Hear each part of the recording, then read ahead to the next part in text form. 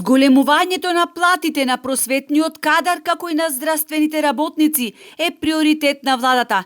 Првиот финансиер, министерката Гордана Димитриевска-Кочовска, вели дека во буџетот за до година пари за повисоки плати ќе има. Колкаво ќе биде покочувањето, ќе се знае по изготвување на годишниот план за финансирање и донесување на буџетот. Една од работите на која што цврсто стојам, тоа е зголемување на платите за основно и средно образование на наставниците и мојата борба исто така да обезбедиме средства за зголемување на плати во здравството. Што се однесува на кредитот од Унгарија во висина од 500 милиони евра и обвинувањата на опозицијата дека тоа е ризичен потек, Кочовска вели дека тоа се истите пари кои претходната влада ги планираше во нивниот буџет.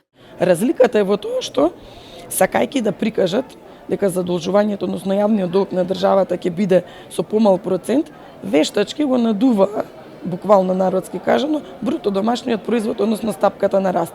Ние само ја намаливме, односно ја сведовме на нешто што очекуваме да биде реално за 2024. И сега се трудат да направат некоја забуна кај граѓаните или да ги однесат во една друга насока, дека ние го зголемуваме јавниот долг. Не, ништо не менуваме. 500 милиони евра, они имаа предвидено еврообврзница, ние велиме ќе биде кредитот од Унгарија. Од секој аспект, овој кредит е поволен за нас како држава. Јас ги добивам парите од Унгарската банка под наши услови, а тие како се финансират, зошто мене би ми било важно. Ние добиваме средства од земја членка на Европската унија со поволна каматна стапка од 3,25%, деците на министерката.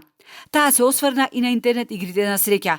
Министерството за финансии, согласно законот, нема издадено нити лиценцирано ни една компанија во државата, вклучително и државната лотарија, чија лиценца била во време трајање од 2015 до 2017 година. До овој момент Министерството нема никакви внатрешни правилници врз основа на кои што може некој да биде лиценциран.